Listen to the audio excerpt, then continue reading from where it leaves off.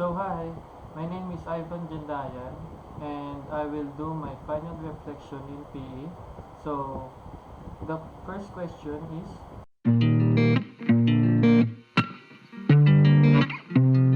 what comes to your mind when you found out that your PE subject this semester is all about Arnis? So okay, learning Arnis is fun and energetic and it is my first time to do this sports. Found out that our PE is our niece. The word that comes to my mind every time is self-defense. Because our niece is a type of combat sport that allows you to allows you to protect yourself. It is exciting for me because this is the first time I learned how to play arnis. When I found out that this semester it was full of Arnis, the first thing came to my mind. It seems like it was exciting what was going to happen because the format of the study is new now, so it's challenging. Find out that our PE subject is all about earnings. I'm so happy and excited because this is my first time to do earnings, and that's why I'm so happy because this is our subject now. Yes, right now. So it's fantastic because the physical activity it will assist you being more involved and alert. One of the most famous martial art in the Philippines is Arnis, and this is used as sports and hand-to-hand fighting.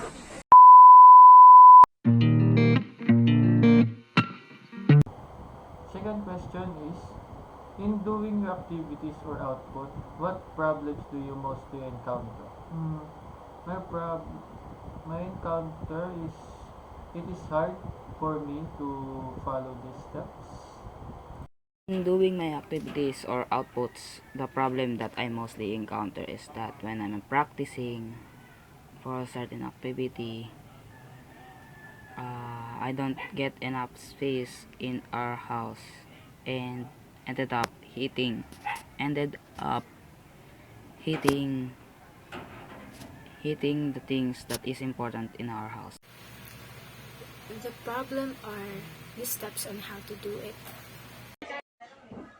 Actually, I really have a hard time with each activity because I can get the steps right away and sometimes it's too noisy when I do activities, so it takes a while and there are the problems when there is an activity.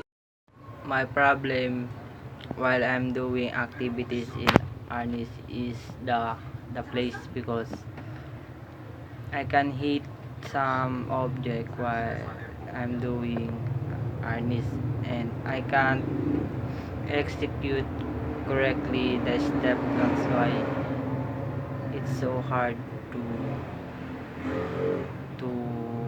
do the Arnis when your place is too small.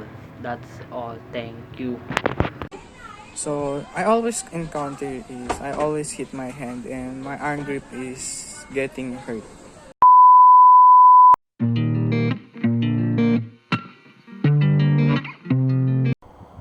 And third question is, as a student, what are the strategies you use to execute the skills needed in every activity?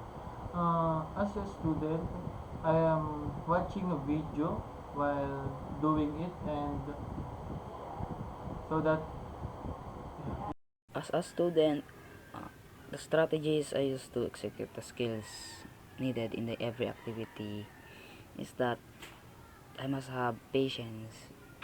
Without it, I may not be able to do the activity properly. As a student, I needed to watch the video many times before I get it. As a student, I develop strategies so that I can do my earnings activities quickly.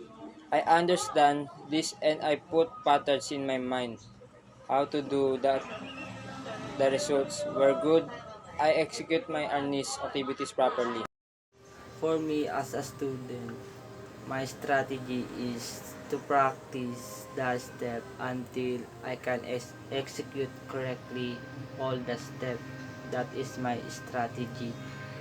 A good understanding of this basic principle will get you started on your journey towards becoming master stick fighter.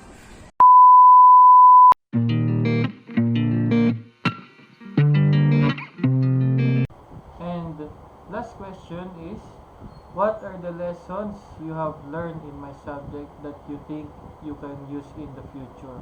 And I can use my learnings as a self-defense.